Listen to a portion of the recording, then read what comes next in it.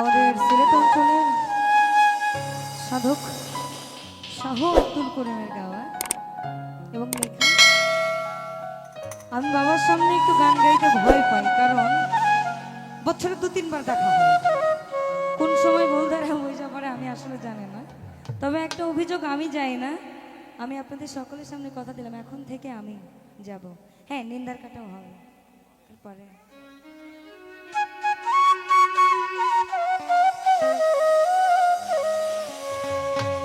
আমার কথা রাখো, কাছে থাকো, যাইও না বন্ধুরে, যাইও না গো দূরে, ওরে দূরে গেলে পরানো ছটফট ছটফট করে। তুমি দূরে গেলে পরানো ছটফট ছটফট করে।